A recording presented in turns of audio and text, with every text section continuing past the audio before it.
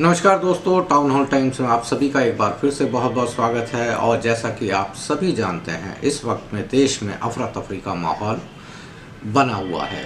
एक तरफ बॉर्डर पर हमारे देश के किसान संघर्ष कर रहे हैं और वो संघर्ष कर रहे हैं, उनकी ये मांग है कि जो उनसे वादे किए गए थे, यानी पिछले आंदोलन में जो वादे किए गए थे एमएसपी के, यानी मिनिमम सपोर्ट प्राइस जो किसानों को मिलना चाहिए, उन वादों को पूरा किया जाए। जो कि वो पिछला आंदोलन ख़त्म करते वक्त इस सरकार ने वादा किया था कि वो मिनिमम सपोर्ट प्राइस को लागू कर देंगे, यानी उसका कानून बना देंगे।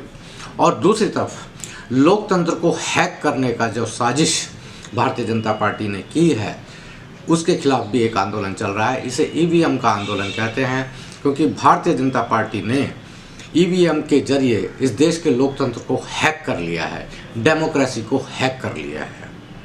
और यही कारण है कि ये सरकार फियरलेस होते हुए, एकदम निडर होते हुए, अराजकतावादी की तरह, एक तानाशाही की तरह ये काम कर रही है।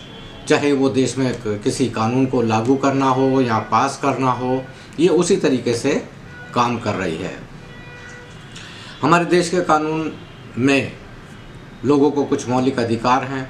मौलिक अधिकार वो ये है कि एक जगह से दूसरी जगह जाने का अधिकार, उनको प्रोटेस्ट करने का अधिकार, बोलने का अधिकार।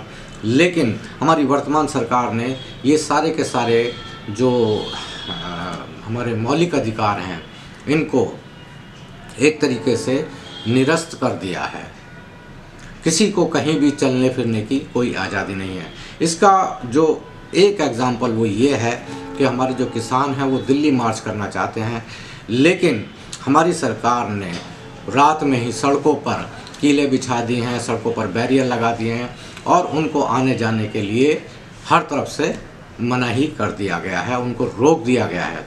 और यही नहीं कि जो सरकार अभी बातचीत के प्रक्रिया में है, एक तरफ तो वो ये कह रहे हैं कि हम बातचीत कर रहे हैं, लेकिन उसी बातचीत की प्रक्रिया में भारतीय किसानों पर, देश के किसानों पर आंसू गैस के गोले बरसाए जा रहे हैं। उनको ऊपर जो वाटर कैनन है उसके ज़रिए उसमें कुछ केमिकल्स मिलाकर उनके ऊपर वो पानी छोड़ा जा रहा है, जिससे कि उनकी शरीर की तकलीफ़ें बढ़े।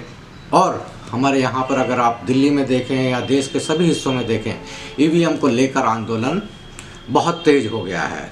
और यही कारण है कि हमारी सरकार, जो दिल्ली सरकार है, जो केंद्र सरकार है, ये सारे के सारे लोग मिलकर इन आंदोलनों को कुचलने में लगे हुए हैं।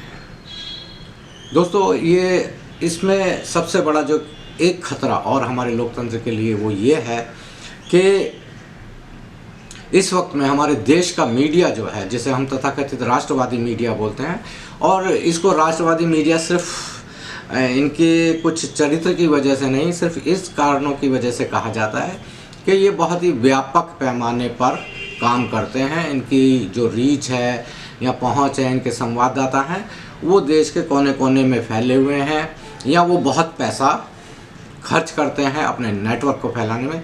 सिर्फ इस कारण की वजह से इनको राष्ट्रवादी मीडिया कहा जाता है। लेकिन ये मीडिया जो है, ये तथाकथित राष्ट्रवादी मीडिया जो है, ये पूरा का पूरा चाटुकार मीडिया में बदल गया है। ये देश के लोकतंत्र के लिए सबसे बड़ा खतरा बन गया है।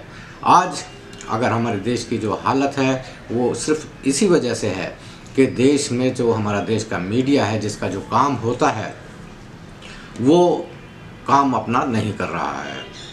कहने को तो हमारे देश में मीडिया को लोकतंत्र का चौथा स्तंभ कहा जाता है।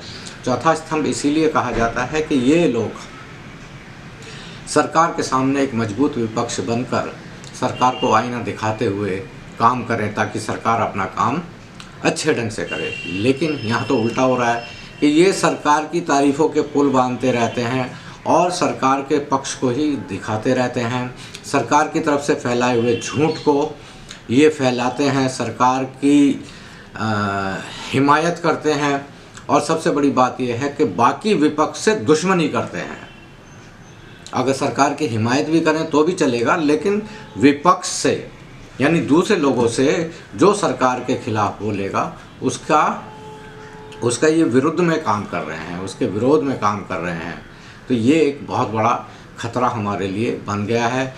ये सिर्फ कहा ही जाता है कि लोकतंत्र का चौथा स्तंभ है। ये कोई संवैधानिक पद भी नहीं है कि ये लोकतंत्र का स्तंभ है, क्योंकि हमारे जो लोकतंत्र के सिर्फ 3 ही स्तंभ हैं, वो हमारी विधायिका है, कार्यपालिका है और न्यायपालिका है। ये हमारे लोकतंत्र का चौथा स्तंभ, ये सिर्फ फर्जी स्तंभ है। अब जैसा कि आप जानते हैं कि हमारे देश में अब आने वाले चुनाव होने जा रहे हैं, तो आने वाले चुनाव के अंदर ये देश में एक सत्तारूढ़ पार्टी के लिए एक माहौल बनाया जा रहा है। उस माहौल को बनाने में जो भाजपा की जो अपनी रणनीति के हिसाब से हिंदू मुस्लिम करो, मंदिर मस्जिद करो, ठीक है, या अगर ज़रूरत पड़े तो पाकिस्तान से छोटा मोटा युद्ध भी कर दो और राष्ट्रवाद फैला दो। ये भाजपा के जो चुनाव के जो मेन मुद्दे यही होते हैं कि राष्ट्रवाद फैलाओ, हिंदू मुस्लिम करो, दंगे कराओ, मंदिर मस्जिद करो। ये इनके सिर्फ मुद्दे हैं, क्योंकि आज इस वक्त में ना तो गरीबी पर बात हो रही है, ना महंगाई पर बात हो रही है, ना बेरोजगारी पर बात हो रही है। उत्तर प्रदेश से लेकर गुजरात से लेकर हर जगह शिक्षकों की कमी है, भारी बेरोजगारी है। देश के अंदर कम से कम 40 करोड़ से ज़्यादा लोग बेरोजगार हो चुके हैं। 60 करोड़ से ज़्यादा लोग ऐसे हैं कि जिनकी नौकरियां अफेक्टेड हो चुकी हैं, जिनके काम धंधे अफेक्टेड हो चुके हैं। और ये सिर्फ मैं नहीं कह रहा हूँ, बल्कि देश की हमारी सरकार खुद कहती है कि देश के जो 80 करोड़ लोग हैं वो सरकारी राशन पर निर्भर हैं। तो मेरी समझ में यही नहीं आता है कि किस तरह का विकास हो रहा है कि जिस देश के 80 करोड़ लोग सरकारी राशन पर पल रहे हैं, वो कौन सा देश विकास कर रहा है। लोगों को बताया जा रहा है कि देश विकास कर रहा है, देश की इकोनॉमी बहुत ऊंची जा रही है, लेकिन कहाँ जा रही है आज तक यही पता ही नहीं चल रहा है। साथ के साथ में रुपया गिरता चला जा रहा है। ये सब स्थितियाँ हमारे देश में ऐसा हो रहा है। और अगर अभी तक आपने हमारा चैनल सब्सक्राइब नहीं किया है तो कृपया इसको सब्सक्राइब कर लीजिए, शेयर कीजिए और हमें अपने सुझाव भेजते रहिए। धन्यवाद।